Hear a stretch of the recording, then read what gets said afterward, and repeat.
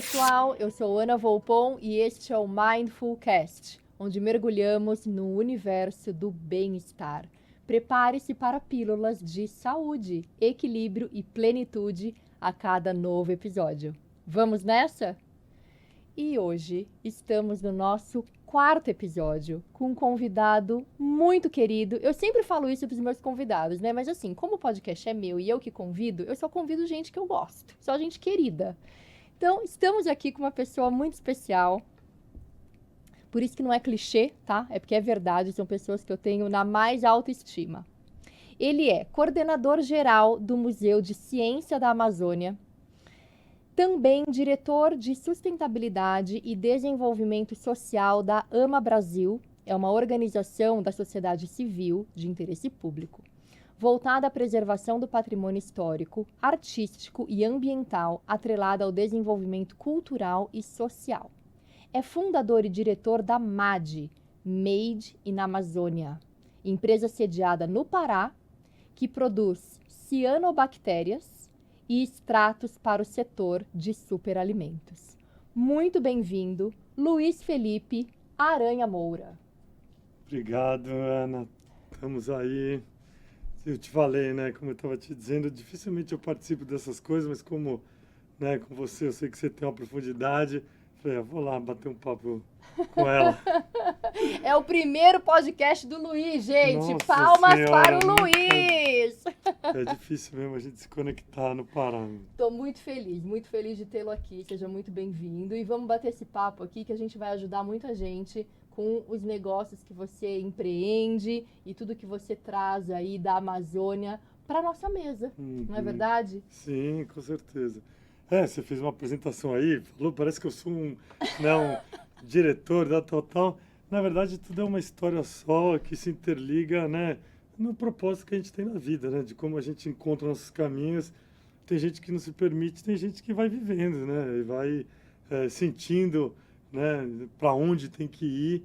E quando a gente deixa essas coisas acontecer, a tendência é que dê certo, né? É isso aí. A gente acaba encontrando o nosso caminho. Não é simplesmente seguir o flow, mas é seguir a sua intuição, Exatamente. né? Seguir aquilo que fala dentro da gente, que está alinhado com o nosso propósito de vida. Não tem como dar errado, não é verdade? Não. Então, para a gente entender de onde você veio, onde você está, para onde você vai, conta um pouquinho dessa tua história pra gente. Eu acho que tudo isso começou, né? Você citou, né, que tinha encontrado meu livro. Eu fui muito cedo para a Bahia para tirar umas férias na Chapada Diamantina. Eu era mergulhador na época. Com quantos anos? Eu tinha 18 anos. Não, eu tinha 18 anos, tinha acabado de fazer 18 anos. 18 anos você foi para a Bahia? Eu fui para a Bahia porque eu era mergulhador de caverna. Eu já tinha me formado com 17 anos e tinha poucos mergulhadores de caverna no Brasil. E aí, de um fato que aconteceu em Bonito, que é onde eu fui treinado, eu descobri que existia mergulho solo e falei, né, essa palavra é bonita, mergulhar solo, né, mergulhar sozinho. Meu Deus, mergulhar em caverna, mergulhar já é uma atividade de altíssimo risco. Mergulhar em caverna tá entre os mais arriscados, e aí sozinho. Mas na verdade é que nem aviação, né? Se Sim. você não é um esporte de adrenalina, é um esporte de técnica, né? Você fala assim, pilotar um avião, você decolar um avião, você não vai achar outro aeroporto, você precisa ter uma técnica para você Sim. conseguir. Então, o piloto não pode decolar um avião adrenado, ele tem que decolar um avião Concentrado. concentrado e com um bom plano de voo. Então, mergulho em caverna é perigoso, é muito perigoso, mas para quem tem um bom plano de mergulho, como qualquer coisa na vida, que você tem um plano, Sim. né? E a técnica certa. compatível. Mas isso tudo foi um meio de eu me descobrir, na verdade, porque depois de algum tempo mergulhando sozinho, eu entrava em processo de regressão, né? Porque, na verdade, a caverna é como se você estivesse voltando para o útero, né? E as profundidades têm efeitos narcóticos. E aí, depois de um tempo, você se acostuma com aquilo, mas essa ruptura da conexão, né? Quando você não tem acesso nenhum à Terra, quando você está muito distante de sair dali, eu acho que eu fui induzido a alguns processos internos que começaram realmente a despertar, na verdade, esses desejos inconscientes, né? De experimentar quem eu sou e aonde né, eu podia chegar. Uma busca mesmo pelo autoconhecimento. Porque você vai ser tanto um escalador de montanha quanto um mergulhador, a gente, por mais longe que vá, a gente sabe que não tem nada lá no fim. Uhum. Né? Você não vai encontrar um pote de ouro, você não vai encontrar nada. A questão é o percurso, né? Sim.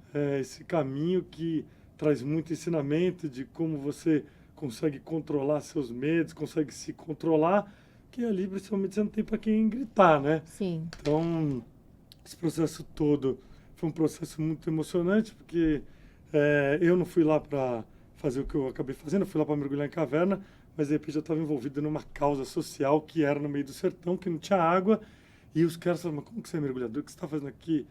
Eu falei, eu vim porque eu sei que tem alguns lugares que têm o potencial de terem grandes lençóis e complexos subterrâneos. E aí os caras falaram, não acredito, porque aqui nosso drama é a seca. E aí que eu, quando eu começo a mergulhar, começo a descobrir aquele mundo, essas pessoas começaram a me estimular para aquilo e eu acabo não voltando mais e fico quase 1 ano e meio morando na boca de uma caverna e indo longe para entender o tamanho daquele complexo. Mas ao mesmo tempo que eu estava satisfazendo os desejos, né, de uma comunidade que tinha uma dúvida muito grande, porque era a indústria da seca, toda a história que tinha na reunião de desconfiança de que aquela água era potável, eu também estava num mergulho interno dentro de mim. Sim. E estava sendo apoiado pelaquela comunidade que me dava todo um apoio, porque eram equipamentos pesadíssimos e o lugar era um lugar complexo, porque era uma área privada, o fazendeiro não queria, então a gente tinha que invadir. Então passava o dia que ele saía da fazenda, que a gente entrava na fazenda, e eu tinha mergulhos de 15 horas, 16 horas, tinha hora de entrar, tinha hora de sair, que eu já estava, inclusive, ameaçado naquele tempo, porque ele sabia que eu já tinha entrado lá dentro da terra dele. Você tinha 18 anos. E você estava vivendo isso tudo já. Estava vivendo isso tudo. Porque nem sei como eu fui parar nisso, né? É uma casa que vai te levando e tem gente que não sabe falar sim para a vida, né? Sim. E principalmente quando você não é jovem. Não enxerga oportunidades, talvez. Quando você é jovem, você precisa de muita autoafirmação, então você tem que estar com seus amigos, eles estão falando que você é legal, que aquilo é legal. Uhum. Então, às vezes você começa uma coisa dessa, mas de repente eu aprendi a viver sozinho, a ficar sozinho, e isso mudou muito minha vida. Eu aprendi a gostar de ficar comigo, né? Olha isso. Que valor. Que Quando valor. você conhece... Tanta gente que não consegue enxergar isso, né? Exato. Essa necessidade de se bastar. A tal da solitude, né? Hoje tem nome para isso, solitude. Pois é, né? Né? Muito termo hoje em dia. Mas conseguir ser feliz consigo mesmo é um desafio grande mesmo. Né? É um desafio, porque as pessoas hoje, elas não se toleram, e aí elas buscam N recursos e anestésicos, seja no esporte. Eu já fui uma pessoa dessa. Eu virei triatleta porque eu precisava me anestesiar. Fecha o olho, sai correndo, sai nadando. E aquilo lá, pedalando, quando você vê, você tá cansada e já acabou e pronto. o dia. Então, ou as séries de Netflix, né, que tanta gente faz, ou os tantos entorpecentes, que também aí a galera ou entra. então fica no Instagram lá, olhando nada. Exato, também. Você sai do corpo e vai para um outro corpo que não é o seu, né? O corpo dos outros, né? Exato. E aí muita gente não se conhece e já está em outro corpo. E aí ainda fala que não tem tempo para fazer atividade física. Exatamente. Eu falo, será? Quanto tempo passa nas redes sociais? Exato. Né? Mas aí disso daí, eu também tive um outro acaso que foi uma coisa muito doida, que aí eu montei uma editora, né? Falei, eu preciso publicar algumas histórias, essas histórias da Bahia. Foi daí que eu montei a editora já com 20, 21 anos, eu acho. E aí eu conheci uma maluca e ela tinha um projeto de um acervo que ela tinha herdado de um almirante, não sei o que era, e ela queria construir um museu com esse acervo, queria catalogar essa obra. Nem era o propósito que eu tinha montado a editora, mas ela tinha tido essa ideia aí, não sei como ela chegou em mim, não lembro exatamente agora, e aí ela marcou uma reunião com o governador de São Paulo, porque ela queria um lugar em São Paulo, era lá do Rio, para colocar esse acervo, e queria que eu fizesse o livro desse acervo. Você é jovem, topa tudo, falar, apareceu essa oportunidade, vou fazer esse negócio. De repente eu estava na sala do governador, e aí ela querendo um espaço no estado de São Paulo para fazer colocar esse acervo e fazer esse museu. E acho que o governador, em vez de mandar ela para aquele lugar, ele pegou e mandou ela para um lugar que alguém ia mandar ela. Não, mandou ela para o Butantã. Falou, vai lá no Butantã, porque o Butantã tem uma área muito grande e de repente eles podem te ceder, porque ela era da cidade do governador, conhecia de infância na época. E aí ele tinha que atender a tia e tal. Sei. E aí ele pegou e mandou para o Butantã. Ah, Aí eu cheguei no Butantã, com o diretor do Butantã, claro, porque o governador tinha pedido. aham. Aí ela começa a contar, ele fala, mas isso tem cabimento, um negócio desse?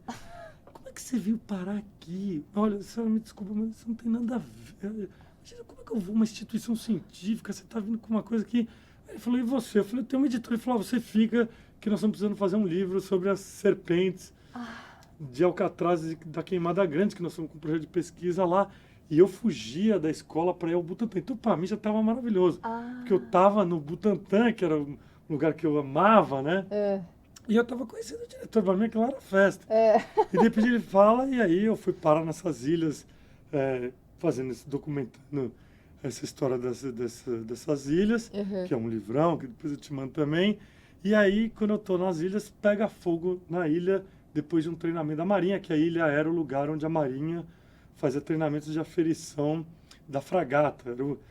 E aí pegou fogo na ilha, eu chego no Butantã, eles falam, cadê as fitas lá do incêndio?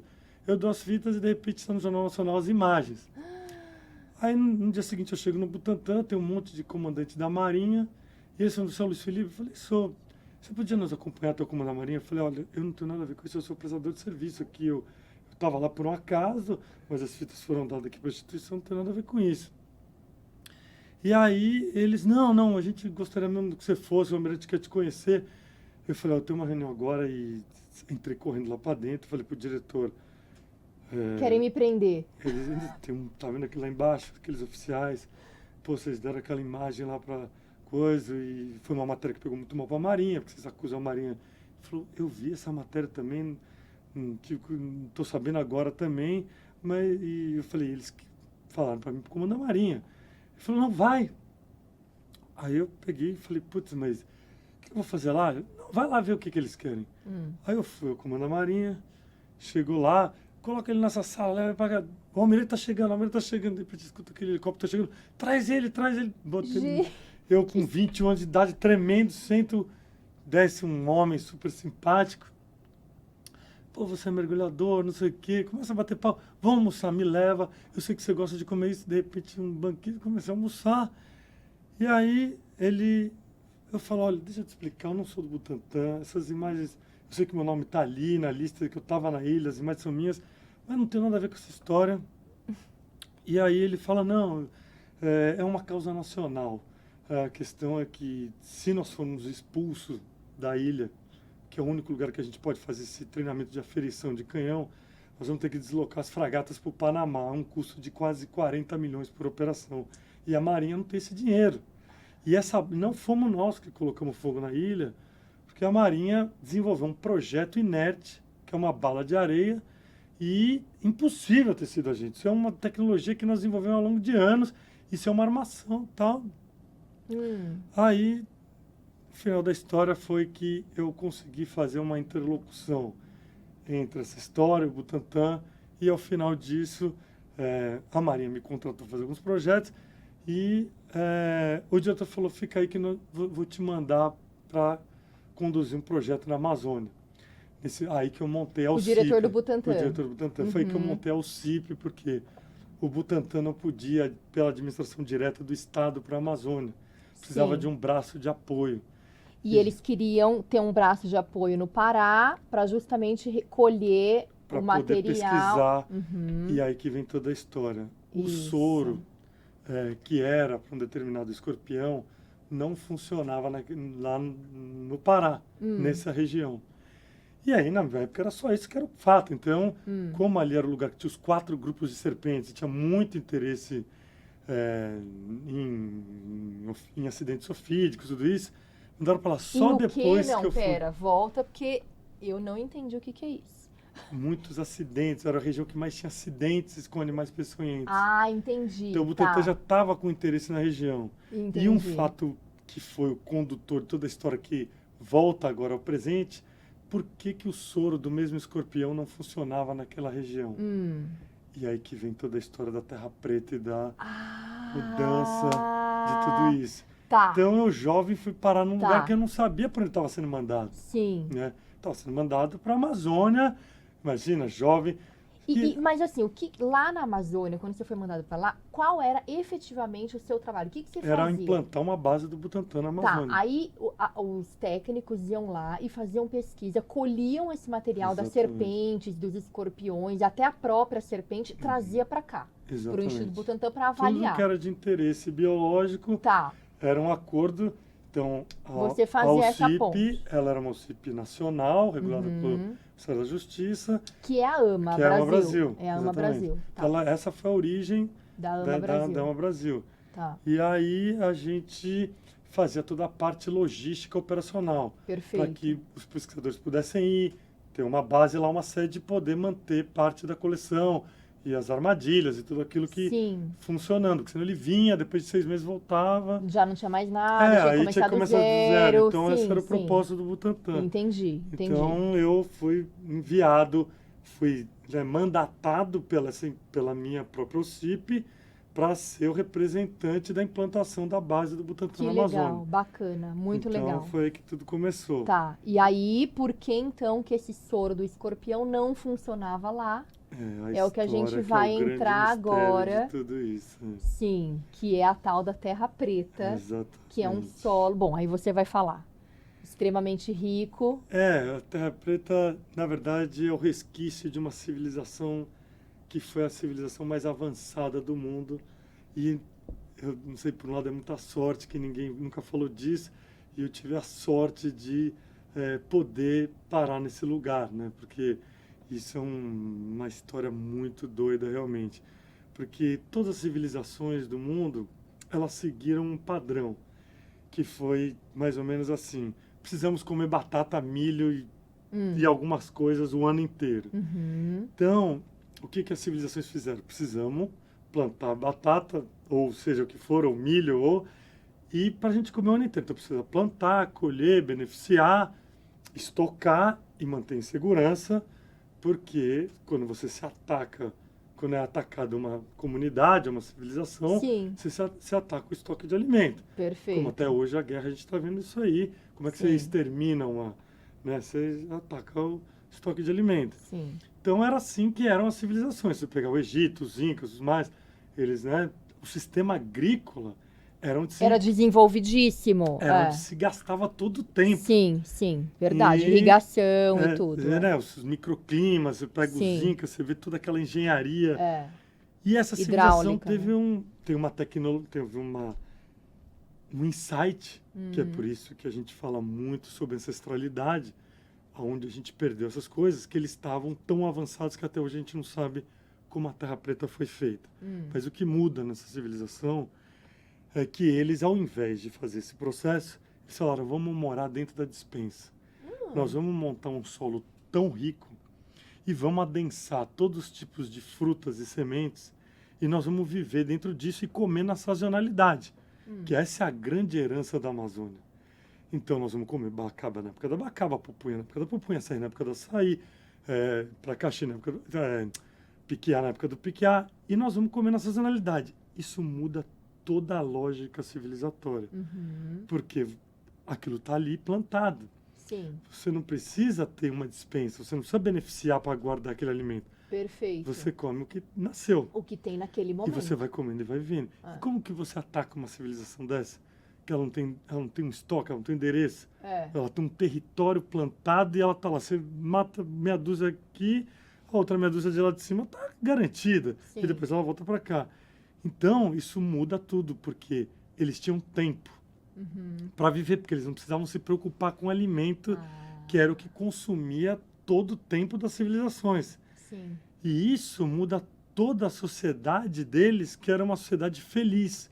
Como que a gente sabe disso? Porque 90% da cerâmica é ornamentada.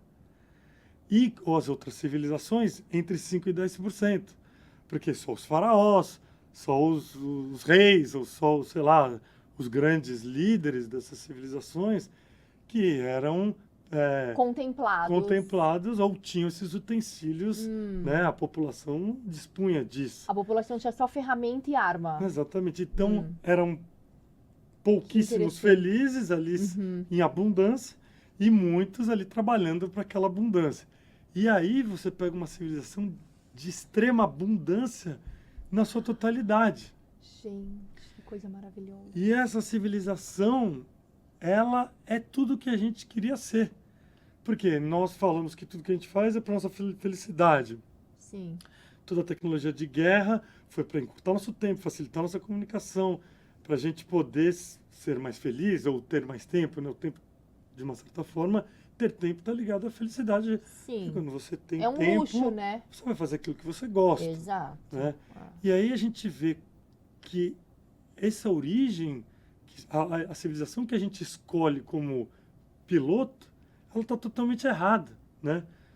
Pelo fato de que nós não encontramos a felicidade, as pessoas estão enlouquecendo, né? E a gente está esgarçando todos os nossos recursos para manter essa civilização. Ou seja, nós levamos 48 mil anos, mais ou menos, para ter 3 bilhões de pessoas no mundo e levamos 80 anos para ter 8.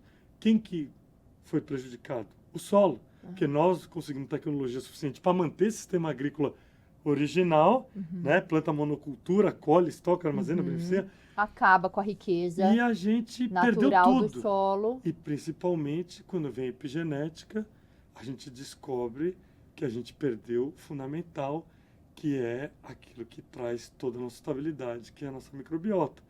Então, o que aconteceu com o mundo? O solo foi esgarçado. Então, o grande problema de clima, no meu ver, né? Sei que se discute muito sobre clima, é o esgarçamento do solo. Porque o que mata a gente primeiro é a gente não ter nutriente. O resto mata depois. Se vier uma grande tempestade matar todo mundo, pode ser que isso aconteça, vai matar um pedaço, outro ali.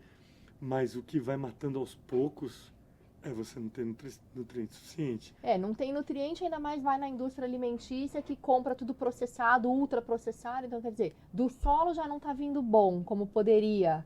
Né? E ainda as pessoas vão pelo caminho, o atalho mais curto do supermercado, nas prateleiras e não nas bandejas. Por isso que o mercado né, de suplemento cresce tanto, que as pessoas não param mais em pé.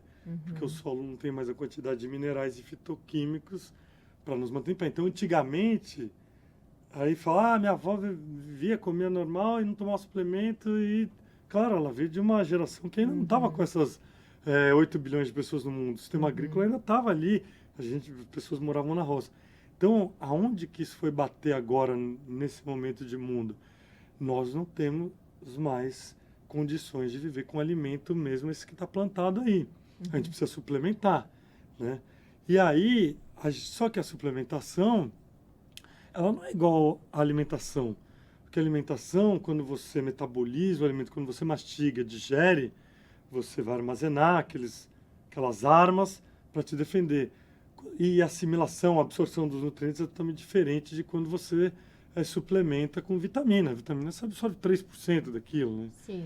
Então, tudo isso foi bater nisso que nós estamos hoje, que é uma população ficando enlouquecida, demente, e tudo está ligado ali à questão nutricional e aos hábitos e o estilo de vida que as pessoas tomam. E aí é muito doido isso, porque se você pega a questão do álcool, de qualquer, vamos dizer, não é chamar de droga, mas qualquer coisa, qualquer ritual original, né? O álcool vem, sei lá, eu não sei direito a história, mas eu vejo que vem da Data época... muitos anos. de Jesus Cristo. Antes que a gente, de Cristo, né? mas a sem gente dúvida. vê ali em Jesus Cristo a Santa Ceia. Sim. Aquilo lá, pelo quadro, é uma consagração. Sim, sim. Não é possível que a pessoa consagre todo dia, né? E aí você Sim. vê hoje, aí embaixo de qualquer torre como a gente está aqui, todos os pubs ali lotados e as pessoas bebendo. Todos consagrando. Os dias, todos os dias. Ah, mas 3 tô celebrando a vezes por vida. dia. Eu bebo todos os dias. Porque eu tô vendo, você está se matando. Isso não é consagrar. Consagrar, né, deveria ser, né, uma coisa muito especial. Sim. 2 vezes por ano, né? Uma, né? Na medida que você bebe toda semana, as pessoas, elas, não sei se elas têm Vão consciência, se intoxicando. elas estão destruindo o único patrimônio que nos mantém são e salvos, que é a nossa microbiota, que é ligada ao cérebro. Então, tudo isso que, resumidamente, eu encontro essa resquício dessa civilização pelo esse outro fato do Butantan. E por que o escorpião não funcionava o soro? Sim. Porque aquele escorpião se modificou geneticamente por viver num lugar muito rico biologicamente, e as armas dele eram muito diferentes dos outros, né? Então, ele precisava de uma outra composição. Na verdade, só o veneno dele poderia ser um antídoto Para aquela para aquela picada. picada. Então, se a pessoa era picada lá, mas o soro vinha de um escorpião de São Paulo, Outro não, não não dava o funcionava. antídoto. Então, ele fez uma mutação genética. Não, ele era Por original. conta- Quem talvez perdeu-se o solo foi pro lado de cá. Tá, Só que sim, ele era o original. escorpião que se tirava o veneno era daqui e quem sofreu o Entendi. acidente era lá, Entendi. que estava mais no campo. Então acabou virando uma doença negligenciável, ou seja, que não tinha cura. Então, o professor Butantan foi. Então você vê como as coisas vão se entrelaçando. Olha, e essa civilização, vocês descobriram o nome que ela tinha? Você pode chamar de Mocorongos, né? Que era como a gente que deu o nome para ela, porque a gente que inventou o nome de tudo, né? Ah, Mas ela a gente estima-se que chegou a 2 milhões de pessoas. e foram arqueólogos, fizeram Sim, escavações, tem tudo isso lá. há uma grande jornada na ciência, porque nós não sabemos como essa terra preta ainda é feita. Já chegamos perto disso, mas não se sabe exatamente como isso foi produzida, essa terra. É uma tecnologia muito avançada. Então é um grande mistério, mas os impactos dela na produção de alimentos, como esses alimentos são enriquecidos que saem dessa terra, toda essa história que a gente acabou de falar, como eles viviam, né? Eles estavam 2 milhões de pessoas, 2 você falou? milhões de pessoas. Você imaginar isso há 5 mil anos atrás, É um absurdo. é uma civilização muito grande, né? Ah, E vivendo em abundância. sim. E aí que a gente entende que a vida em abundância, ela dá certo. E a escassez, ela causa isso tudo que está acontecendo no planeta. E se a natureza é tão abundante, por que que só a gente, os seres humanos, é que vivemos nessa mentalidade de escassez? Eu não sei de onde veio isso, mas você vê que a gente se projeta para a escassez, né? A gente vive com a mente na escassez do pequeno, tal, e de ter pouco, e as pessoas, né? Elas morrem de medo disso, então elas querem, né? Se a farinha é pouca, meu pirão primeiro. Isso, do ponto de vista espiritual, é muito ruim, né? Porque do ponto de vista espiritual, a única forma de você sobreviver é ajudando o outro. Sim. É aquela imagem da colher gigante que você não consegue botar na sua boca, mas você dá pro outro, porque Sim. se ele sobreviver, você vai sobreviver. Se você sobreviver, você não vai sobreviver. Na França, eu não sei se eles continuam com isso, mas anos atrás eles faziam um jantar numa mesa inteiriça, perto da Torre Eiffel, e era uma mesa enorme e um alimentava o outro. É uma cena... A pessoa não se alimentava. Não sei se isso acontece ainda. E mas... o xamanismo, né, que são as religiões, quando a gente entra na espiritualidade amazônica, que foi perdido em algum momento, porque você imaginar que um povo que descobre o ayahuasca, por exemplo, como que eles tinham tecnologia para cruzar duas plantas e descobrir algo que produz o DMT, que causa um efeito na gente, que a gente consegue mergulhar dentro, né, de nós mesmos? Não é possível que isso não foi... Não foi aleatório. Então, toda essa espiritualidade que já existia na Amazônia, que já existia no mundo, né? Esse download da fonte. A gente sabe que foi perdido ali na época, né, do cristianismo e tal. Então, a nossa história espiritual ela só tem 2000 anos, basicamente, né? A gente, claro, não pode falar isso, porque tem o candomblé, tem essas religiões africanas mais ancestrais, mas até essas a gente tenta trazer, né, para o cristianismo. Então, você pega o Oxalá, tá ligado a Jesus Cristo. Então, existiam conhecimentos, e a Terra Preta é o grande exemplo disso, que até hoje, com toda a tecnologia, a gente não sabe fazer isso. Então, quer dizer, não qual é a área da Terra Preta? Essa que nós temos a maior mancha de terra preta do planeta. Existem outras no Existem mundo? Não, na Amazônia. Ah, tá. Então é uma tecnologia amazônica. Desse povo específico. Desse povo específico e que deve ter dissipado um pouco desse conhecimento, porque há enclaves e há pequenas manchas em outros lugares. Mas nós estamos na maior mancha de terra preta do planeta, da Amazônia, que é no entroncamento de dois rios, que é o Tapajós com o Amazonas, conhecida como Baixo Amazonas, é o Tapajós.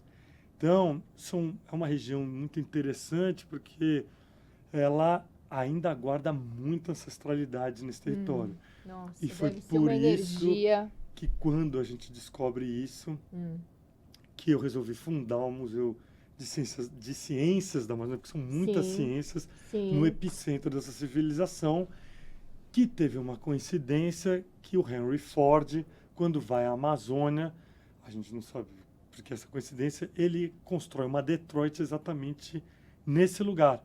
Ele pega uma planta de Detroit e cola no epicentro dessa civilização. Pera, mas o que é uma planta de Detroit? Uma planta urbana, um plano de urbanismo. Detroit é a cidade? Americana. Ah, a cidade, a Detroit, aquela que exatamente. é violência e Batman e Agora, essa. exatamente, mas na época era um centro industrial. E Eminem, exatamente. Meu filho sabe tudo de Eminem. Era um centro, uma referência americana, era uma cidade, né, da indústria automobilística na época. Tá, e aí esse Ford vem pra cá. Vem pra Amazônia, porque a história que para mim faz mais sentido e que eu já escutei várias versões é que o presidente americano chama os principais empresários para derrubar o preço dos commodities na bolsa inglesa. E o Ford vem para fazer um plano de borracha para anunciar a plantação de milhões de pés de seringa e que em poucos anos eles teriam uma superprodução no mercado. Que todo mundo sabe que não deu certo, né? Não deu certo e será que era... será que era esse? Era para dar certo? Ou será que era um grande plano de marketing americano? Porque dentro dessa história, né, mesmo não dando o plano não estando já de pé, extraindo, porque a seringa já estava na Malásia. Isso que é estranho. Deu Por que muito eles estavam certo lá. Já estava lá. Eu aprendi isso lá na Amazônia ano passado.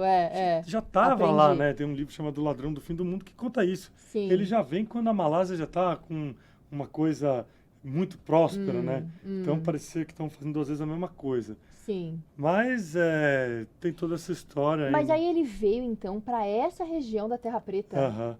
E ele eu nunca soube disso. Cola uma planta de uma cidade americana com rua 1, 2, 3, com leste, oeste, aquelas coisas de uma cidade igual Nova York. E essa cidade, depois que isso termina, essa história toda, né? Que eles resolvem abandonar eles devolvem para a União ao preço de R$1. A União recompra isso, né? Eles devolvem para a União. Tipo, eles alugaram o Brasil? Eles ganharam, eles compraram. Que coisa. Talvez aquela música do Raul Seixas lá faz sentido. Eles compraram essa terra da União, a União aceitou e uma cidade americana funcionando. Gente, muitas revelações no podcast de hoje, pessoal. Muitas revelações.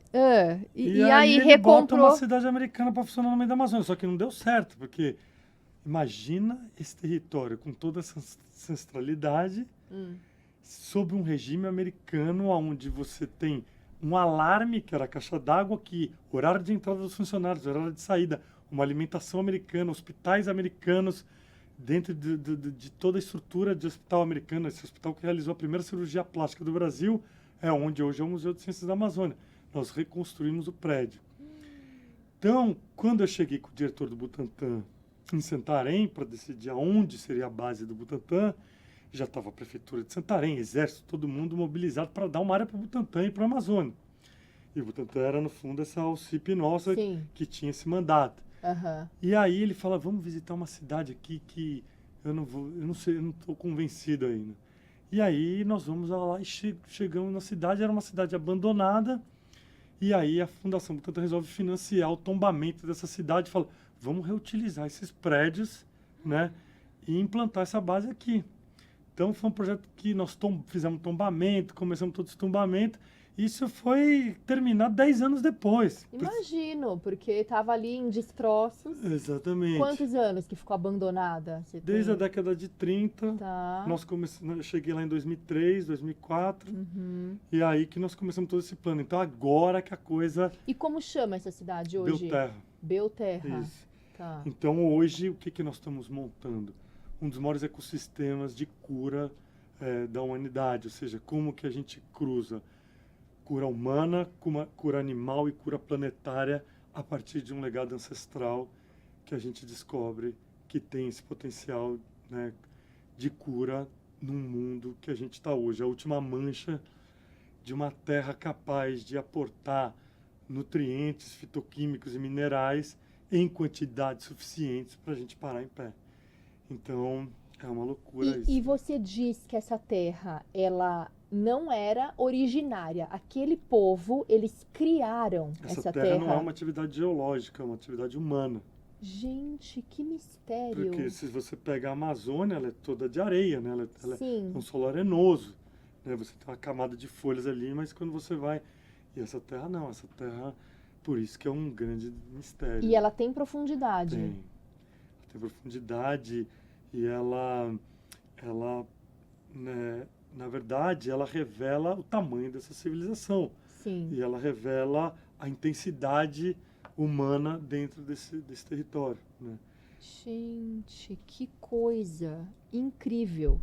Qual que é o papel da AMA Brasil hoje na sustentabilidade dessa região que você tem o museu e que você tem esse negócio da MAD, né? Porque daí você está agora explorando de uma maneira Sim. consciente esse território. Quando eu cheguei, era proibido empresa privada na Amazônia. Tá. Só podia institutos de pesquisa.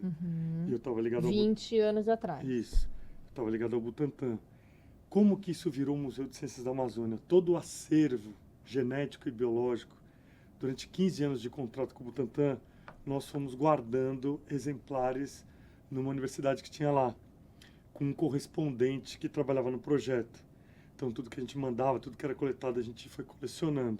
Tá. Quando rompeu meu contrato com o Butantan, deixou de ser Butantan Amazônia e passou a ser, e aí que nós resolvemos dar entrada no IBRAM, que é o Instituto Brasileiro de Museologia, mostrando esse acervo e pedindo a criação de um museu de ciências dado o acervo genético e biológico Que já existia ali. Que já existia pelo nosso contrato. Só que aquilo não era do Butantan, aquilo era nosso porque o nome todo, o CNPJ, era nosso. Sim. Então, a gente criou o Museu de Ciências da Amazônia, que é justamente com um acervo genético, que parte desse acervo genético e biológico, e começa a expandir essa coleção para coleção de sementes, coleção de cepas, uma série de coleções que é um recorte biológico atual do solo mais rico do planeta. Então você imagina o seguinte, o reino animal é desse tamanho, Sim. O reino vegetal é desse tamanho, o reino microbiológico, Nossa. se eu esticar as duas mãos aqui não daria para fazer essa relação. Bom, você deve ter visto aquele documentário da Netflix, Fungos Fantásticos. A diversidade eu chorei. de fungos que a gente tem. Eu sou assim. Quando eu assisti Blue Zones lá, das zonas, eu choro. Aí eu vou ver tudo que está conectado com a natureza, porque, gente, quem não entendeu ainda que nós somos parte? Não é a natureza aqui, a gente é a natureza. Exato. Esse Fungos Fantásticos é tão lindo, né? O lugar mais rico, provavelmente, de fungos e cogumelos é o território que a gente está. Você imagina, né? Aquela... como que chama aquilo que eles fazem? Aquela conexão entre as árvores? Micélio? Sim, não, é micorriza. Micorriza. Micorriza é uma rede, é como se fosse uma rede neurológica. Isso, que conecta da as árvores. natureza. Eu te Gente. trouxe que tem um presente que é a copaíba, né? É um dos óleos que a gente extrai do centro da árvore. Se você isso é extraído num horário certo, né, por pessoas experientes. Se há algum tipo de perturbação, as árvores se conectam rapidamente, elas se fecham. E o óleo não sai, Olha. mesmo que a árvore esteja carregada de óleo. Então são muitas coisas incríveis que a gente começa a se deparar. E aí sim eu me deparo com esse mundo e ter tido a sorte, né, do acaso, né, dessa história inteira que eu te contei, como uma coisa foi levando a outra. Sim. De ter encontrado um oásis desse, um lugar de paradisíaco, exatamente. Oásis de saúde. E aí, te contando da empresa, Sim. Em 2015, mais ou menos 2017, que rebaixam essa história que o Instituto de Pesquisa poderia ter produtos da biodiversidade. Sim. E como eu já estava lá há 15 anos, eu falei, eu vou trazer alguns exemplos de produtos que eu conheci aqui, que são plantas e coisas de poderes muito fortes, né? Então, o guaraná para a Amazônia, por exemplo, ele é a mesma coisa que a coca para os Andes, para a Amazônia Andina. É uma planta de poder. Depois ela foi deturpada, né, a cocaína já é uma outra coisa, mas a folha da coca, Sim, ela não, quando a gente vai para Cusco, a gente tem que mascar, tem que usar, porque tem para uma não ter, função, tem né, uma função né? biológica para você não ter o mal de altitude, sem Exatamente. dúvida. E aí, o Guaraná, por exemplo, que é de Maués, é um território da Amazônia, ali próximo da gente, de uma certa forma, Uhum. é uma planta muito mágica, porque os alcaloides normalmente são tóxicos para o organismo humano. E ela é uma das poucas plantas que tem 4 alcaloides, nenhum é tóxico e todos equilibrados entre eles. Olha, Por isso que perfeita. a população de Maués é uma das populações mais centenárias do Brasil, né? E você vê todas essas histórias pouco conhecidas, né? E não é o mesmo, existem 2 espécies de guaraná, o arbusto, né? E que o cipó. E o cipó. Então esse guaraná está totalmente ligado à cultura dos saterês e tal. E eu fui entender porque que era uma planta tão sagrada ali para aquela comunidade, né? E existia o guaraná que era usado pela indústria e o guaraná do índio. E era a Sim. mesma planta, o mesmo guaraná. Então isso que tem tudo a ver com a Amazônia. A forma como você trata a matéria Processa, é que diferencia uma coisa da outra. sem dúvida, mas isso em tudo na culinária. A gente não tem chuchu ruim lá em casa. O chuchu lá de casa é uma delícia, porque tudo é a maneira como você corta, como você prepara, como você tempera, não é? Tá, e Então a é isso, você culinária vai... japonesa, né?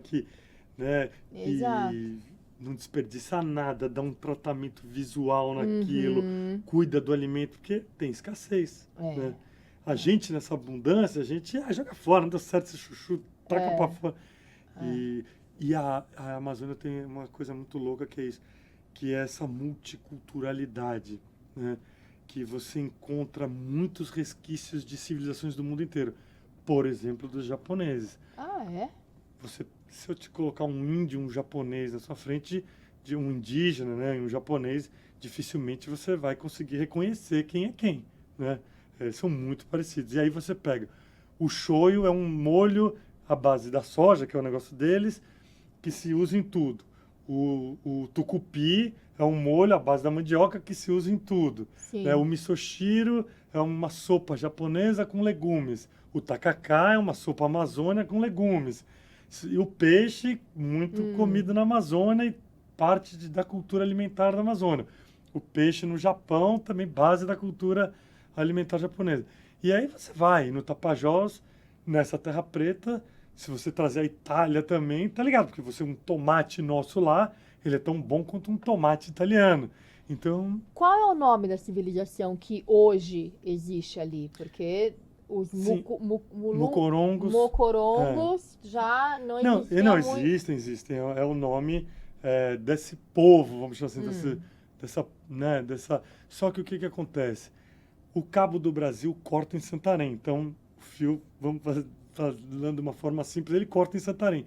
Do outro lado do rio, né, do rio Amazonas, nós estamos no entroncamento. Tá. Por isso que também essa civilização era uma civilização tão grande. Já está no entroncamento de 2 grandes rios que Quer dizer, não tinha passagem, não era fácil o acesso. Para atravessar com o cabo para o lado de lá do rio, de um rio de 40 quilômetros, tanto para a esquerda, que é atravessar o rio Tapajós, quanto para cima, que é atravessar o rio Amazonas, acho que não valia o investimento, porque não tinha...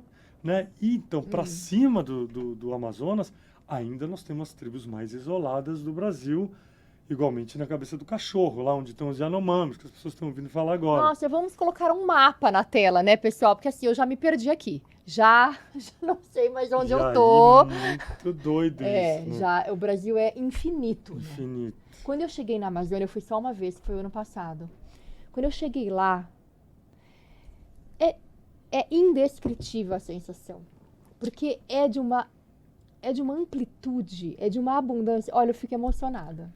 Realmente é. Porque assim, é um negócio que você vê aquele verde que você vai entrando, e aquele verde só vai mudando de cor e de tom. Na verdade, a gente vai voltando para nossa casa. Deus, por isso que você se emociona. Olha, eu cheguei chorando, eu fiquei 4 dias, eu cheguei chorando, o segundo dia eu só chorava, qualquer coisa me emocionava, o terceiro dia eu fiquei mais ou menos, assim, já um pouco, o quarto dia que tinha que voltar para casa, eu já estava chorando de novo.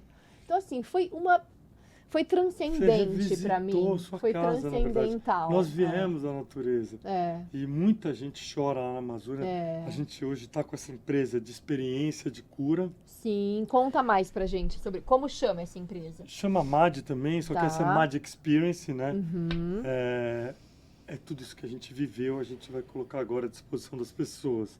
E a gente vem trabalhando para provar isso e agora estamos com médicos fazendo análise desses alimentos que acontecem no nosso corpo. Então. Mas essa empresa foi esse insight. Como que toda essa graça que eu tive, essa sorte de viver, de ter Deus ter me dado isso, né? Como é que eu Como levo? contribuir Como que eu e levo levar pros para as outros? Eu pessoas, mostro, né? população comum, né? Para as pessoas que querem viver uma experiência. Ah. E a gente sabe que é difícil viajar pela Amazônia, porque né, a gente está acostumado com um tipo de turismo, Sim. né, que... É difícil. O hotel que a gente ficou lá, nenhuma das minhas amigas ficaria. Nenhuma. Exatamente. Nenhuma. A gente amou. A gente Uhum. amou. Tinha, assim, abria a porta, um outro casal gringo, abria a porta, tinha uma jararaca na porta. É esse nível. Tinha que toda Uhum. hora verificar se não tinha aranha. As aranhas são grandes. Uhum. Então, mas... O Tapajós Ninguém é muito ficaria. interessante, porque ele é diferente da Amazônia, do rio Amazonas, que é um rio escuro, que é uma mata Ah, que sim. tem muito pernilongo, tem inseto. Ali, nós não temos pernilongo, não temos tanto inseto que E é uma areia incomoda. clarinha, não é Exatamente. aquela Água água. clara. Uhum. Então, É uma outra Amazônia Amazônia. fácil, vamos dizer Entendi. assim. Dentro, Não é a Roots que eu fui.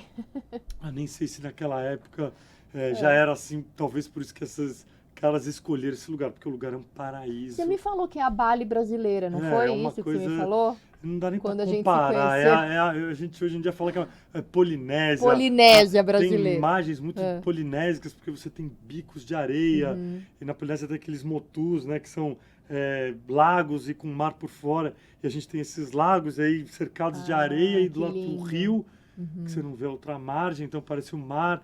E É convidativo. É convidativo, né? Não que a Amazônia Roots não seja. Pra Sim, mim mas é não é uma muito. viagem pra qualquer Sim, pessoa. não. Principalmente esse hotel, assim, hotéis mais roots mesmo, né? Uhum. Então, e aí, quais são os alimentos que você... Nossa, o que a gente fez, né? E também quero que você me fale o que é cianobactéria. Uhum. Cianobactéria, né? Sim, a espirulina. Isso, é a espirulina que também é conhecida como alga azul. Exatamente. Tá, então O conta que um pouco nós pra gente. fizemos para mostrar essa potência da Amazônia? A estratégia da criação da empresa foi como que a gente pega 5 poços e dá uma cobertura nutricional 360 a partir de componentes que saem da terra preta e a espirulina que habitava o mundo inteiro. Tá. Então essa era a estratégia da empresa. 6 poços que tem, a gente tem proteína, que é espirulina, a gente tem... É que, vamos voltar, acho que as pessoas não sabem o que é espirulina, tá. Então né? Explica que espirulina é uma proteína do a seu espirulina é um dos seres mais antigos do planeta. jeito. Ela tem 3,2 bilhões de anos. Uhum. Ela habitava todo o planeta quando o planeta era envolto por gases. Ela é uma alga que faz fotossíntese. Então, ela que fez a alquimia da vida, que foi fixar o carbono e liberar o oxigênio. E ela vivia num ambiente que dependia de uma água muito alcalina.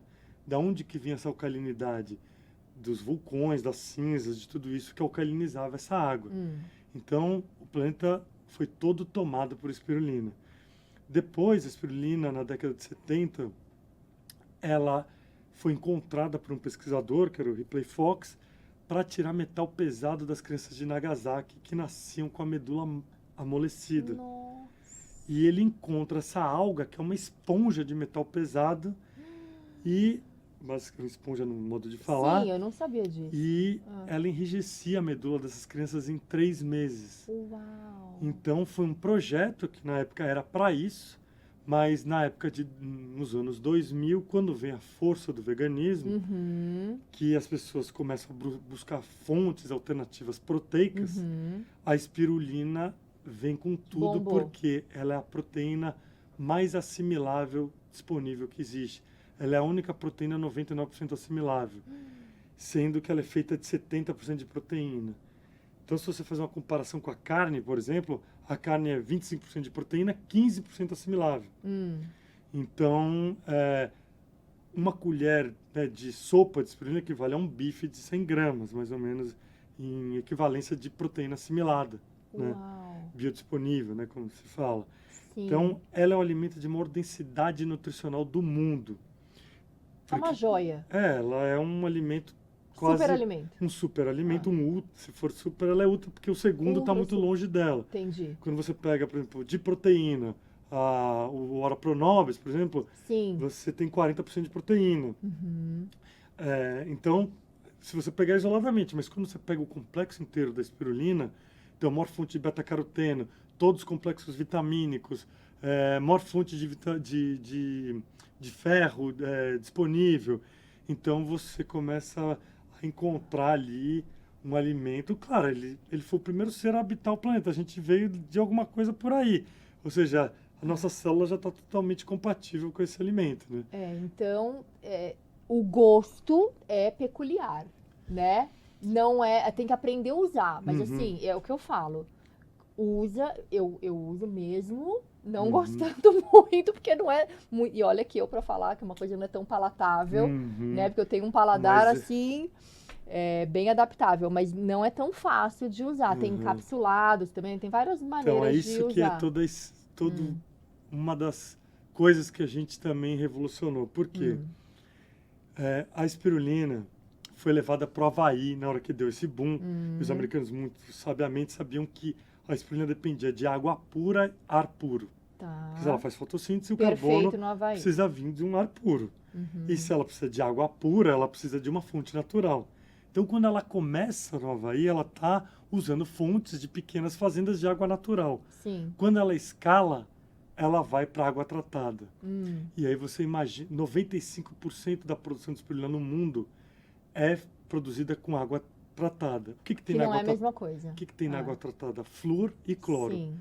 Você imagina você criar uma alga dentro de uma piscina de flúor e cloro. Ela entra em decomposição.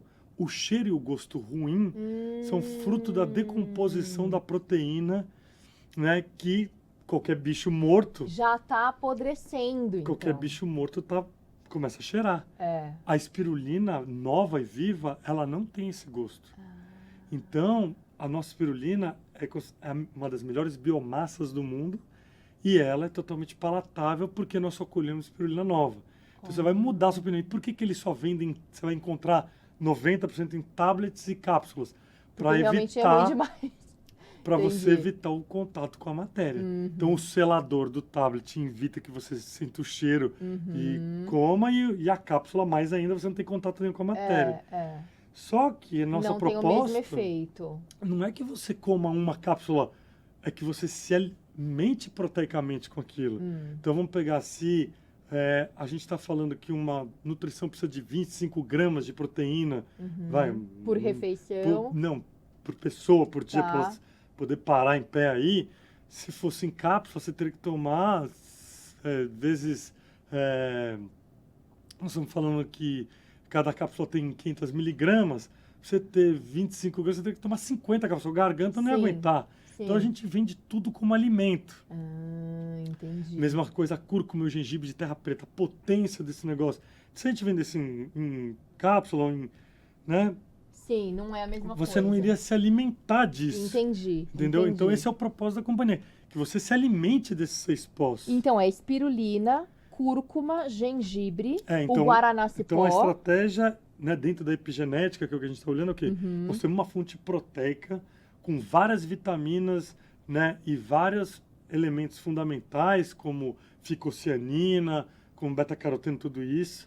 Aí nós temos uma gordura, que é o cacau amazônico, o cacau selvagem de terra preta, né, uma fonte de lipídios incrível. Só que aí a pessoa fala, então como chocolate. O chocolate já foi beneficiado e foi tirado da casca, onde estão vários lipídios, estão na casca. Então a gente processa in natura. E aí depois nós temos, então, é uma gordura, né, que é fundamental para o nosso corpo, né, na nutrição. Você precisa, é o óleo, Sim, né? Precisa. Gorduras boas. Gorduras boas, né? De colesterol bom. Aí você tem um super antioxidante, que é a cúrcuma, né? Uma raiz E anti-inflamatório, anti-inflamatório potente. também. Meu filho tá com umas espinhas, eu tô passando, ele tá vendo o resultado. Pode passar na pele, viu? Sim, Faz uma claro. pastinha com água mesmo, mais durinha, É um aplica. anti-inflamatório, né? É maravilhoso. E aí você tem um gengibre, que é um super anti-inflamatório, né? Então, quando a gente fala dessas E raízes... digestivo também. Também, tem uma série de Potencializa a funções do digestão. gengibre. E quando a gente fala que isso sai da terra preta, o que significa? Para essa raiz sobreviver em terra preta, naquela briga biológica, ela tem que ser muito mais potente. E é isso que a gente mostra, por isso que a pessoa abre um pacote nosso de cúrcuma e fala, que é isso? Porque, basicamente, é o que a gente fala, todas as cúrcumas são batizadas no mercado. É mistura de amido de milho, um monte de coisa. E o propósito da MAD é 100% puro. Nós não colocamos nada em nenhum dos pós. Então, são todos os pós puros e integrais, né? Então, você vê a diferença na hora que você sente o cheiro daquele negócio, você vê a potência daquilo. Sim. Então, você tem uma proteína, você tem uma gordura, você tem um antioxidante, você tem um anti-inflamatório.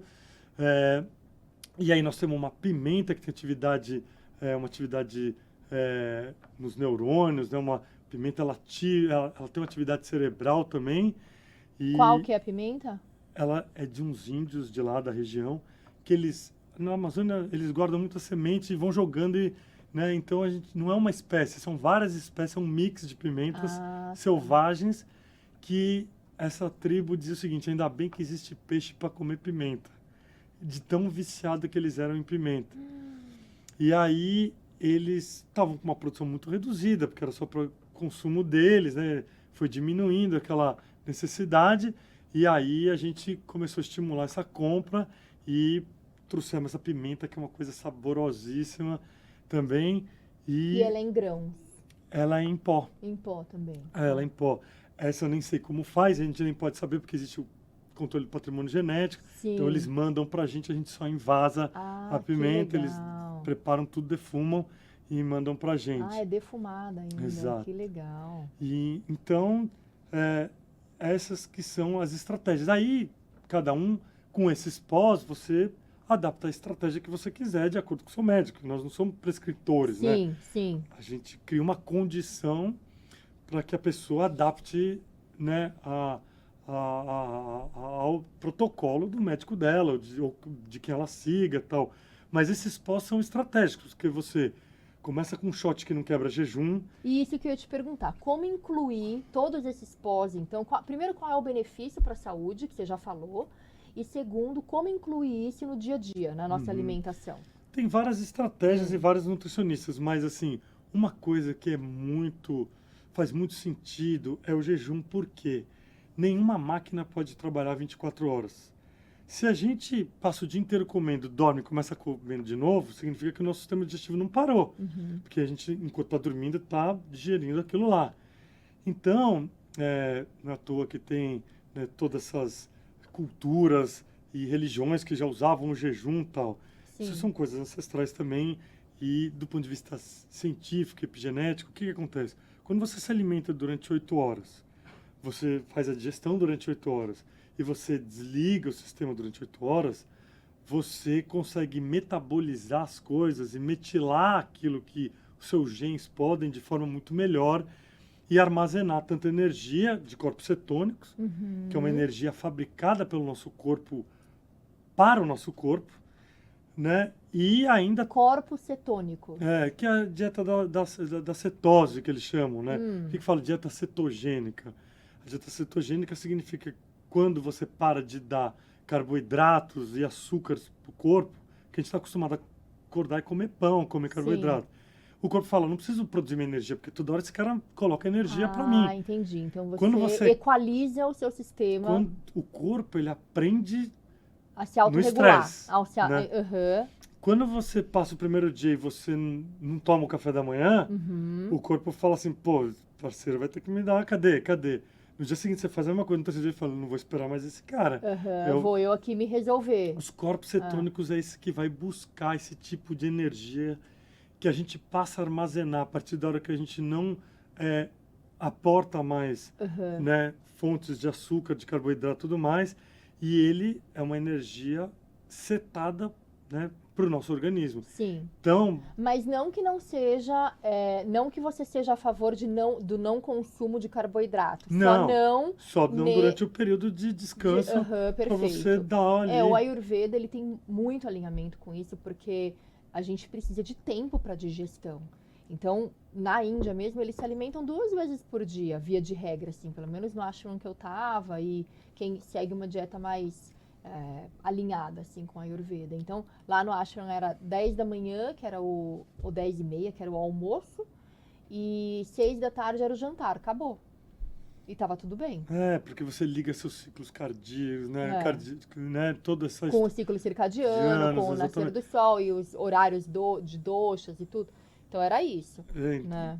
Você vê que, na verdade, o Ayurveda, que vem dos Vedas, né? Isso. Tudo isso são conhecimentos ancestrais. Data 5.000 anos. Que a gente foi perdendo isso. E olha que insana a cultura alimentar que a gente adotou. Do lanchinho. De tudo. Você acorda, você toma um café que é ácido. Aí você vai comer um pão com embutido, que é sódio com glúten. Você já começa jogando um monte de massa dentro do seu corpo. Laranja. Que é puro açúcar. Então... A Camila esteve aqui com a gente na semana passada e a gente falou justamente disso também. É uma coisa muito louca. Do desenfreado do açúcar. Que é isso, né? Que a gente inventou, que começa com uma dieta dessa, aí chega na hora do almoço, que as pessoas descontam todo o estresse na hora do almoço e elas acham que a forma delas compensarem aquilo que elas vivem na vida que elas se colocaram é na comida, porque aí ela se permite o direito de falar assim, agora estou almoçando. Ninguém vai me ligar, vai me encher o saco porque eu não vou atender o telefone e nem se o chefe ligar não vai atender. Então ela vai lá e pega aquele prato de bife com batata frita, você vê naquele. E aí a alimentação que foi feita para você sair melhor, você sai daquilo ali... Estufado, letárgico. É um bando de massa que o corpo tem que ficar garimpando para encontrar. Imagina a energia que você... Algum nutriente que talvez tenha. Talvez tenha. Então você imagina o trabalho para um metabolismo como esse, de ter que trabalhar num corpo desse, que o cara, na verdade, passou a entender que ele vai descontar a raiva dele naquilo que pode salvar ele, que é justamente o estômago, né, que vai regular todo o sistema imunológico, que vai regular toda a questão mental dele, tudo isso, e ele vai lá e danifica esse sistema. Então, a cultura alimentar hoje nossa é uma coisa insana, e por isso que a gente fala que nutrição não é alimentação. A alimentação é prazer. Aí o cara fala, pô, mas não posso sair para tomar um vinho com a minha esposa, tal, esse mundo chato. Não, você primeiro salva o seu organismo, né? Começa jogando, né, nutrientes, e quando você já está nutrido, joga ali o que você quiser, que o corpo não vai nem querer, né? Outro dia, eu fui no aniversário de uma amiga minha de 45 anos, e aí eu tomei gin tônica, né? Eu não sou de beber. Mas então não sou de tava beber. Consagrando, certo, não tá errado. Amanhã faz 30 dias que eu não bebo nada. Assim, você tá assim, vibrante, né? Muito, não, eu tô assim, tô bem, bem mesmo. Como faz bem ficar sem. Eu não bebo muito, não é uma coisa nem todo final de semana. Mas eu falei, fui indo, falei, bom, então vai ser esse tempo. Mas nesse dia que eu tomei mais de uma gin tônica, no dia seguinte eu tava estragada. A palavra é doente. Mas aí, intoxicada. Aí eu falei com a minha nutri, né, e de outros assuntos, e ela falou assim, Ana, o tanto de suplemento que você toma, o seu corpo rápido já recupera, porque faz diferença.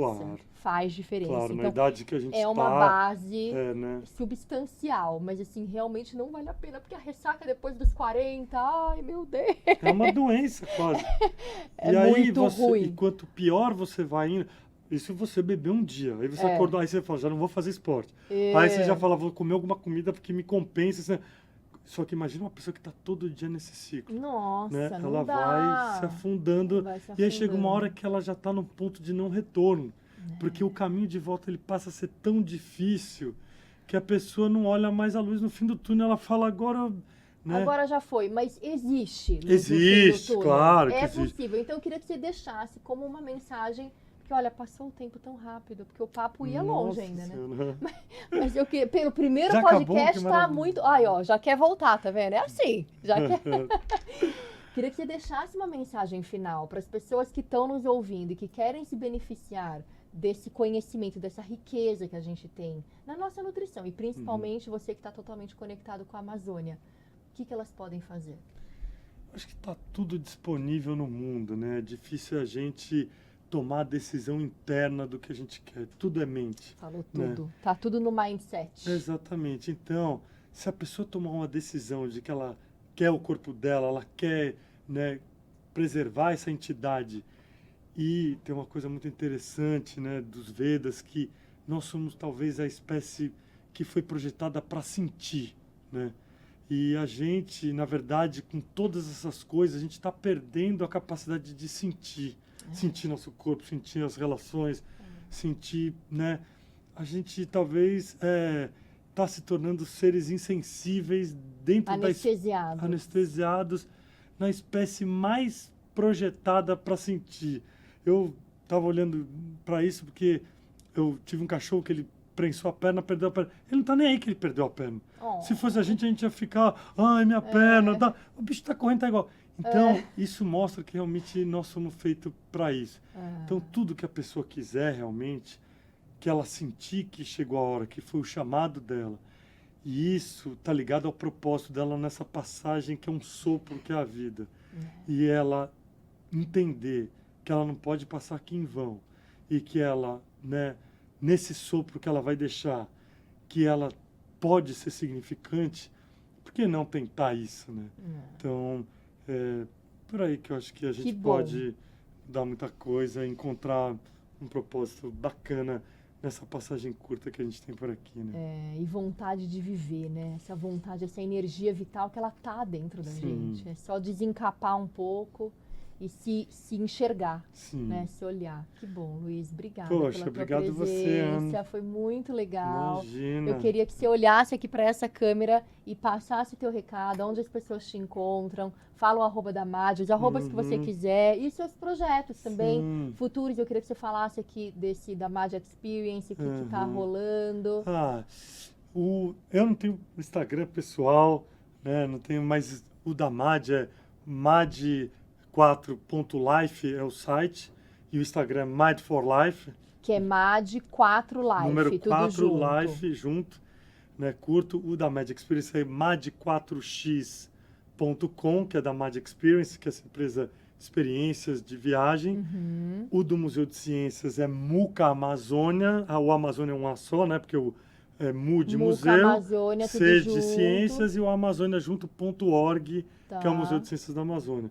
Nesses 3 links ali, com certeza tá ali um pouco disso tudo aí. Sim, dá para conhecer bastante coisa. Sim, e quem quiser ir para a Amazônia, você já está convidada. Sim, obrigada. A gente vai preparar uma viagem especial para você, que depois quero que você conte o que aconteceu com você aqui. Nossa, eu tô ansiosa, por isso que a gente está desde do ano passado falando sobre isso. Por isso, vai dar certo. Treino duro, jogo fácil. Estamos se preparando para te receber. Se preparando, é isso aí. Como você já é uma pessoa totalmente conectada aí, aquela pessoa que chora no podcast lembrando da Amazônia. Exatamente. Nós não podemos preparar nada que não seja a sua altura. Então, estamos lá. A Amazônia é um lugar acolhedor e principalmente a Amazônia é um lugar muito feminino, né? É impressionante a ligação que as mulheres têm com a Amazônia. As mulheres se sentem em casa, né? Eu brinco que o mar é uma coisa muito masculina. Que o cara quer ir, quer pegar onda, quer falar, tá vendo? Ele fica falando da onda e varar aquela onda. Caldo, toma vaca. E tal. E mulher não gosta disso, né? Eu já surfei tanto. Não, eu sei, mas na média eu acho que a mulher... Quando a mulher encontra um lugar calmo, seguro, né? Ela fala... Isso aqui foi feito para isso. Então você está convidada e a gente vai com certeza ter uma boa experiência lá. Com certeza. Obrigada. Bom, pessoal, então estou aqui encerrando mais um podcast que foi riquíssimo, maravilhoso. Obrigada, Luiz, de novo. Você me encontra no arroba Ana Volpon, Volpon VOL, P de pato, ON, em todas as plataformas. E eu espero que você, se ainda não se inscreveu, tem que se inscrever aqui no canal, tá? E aproveita e manda o aviãozinho para quem você acha que vai se beneficiar desse conteúdo tão rico. Obrigada, até a próxima semana. Namastê. Obrigado, até mais. Obrigada. Tchau, gente.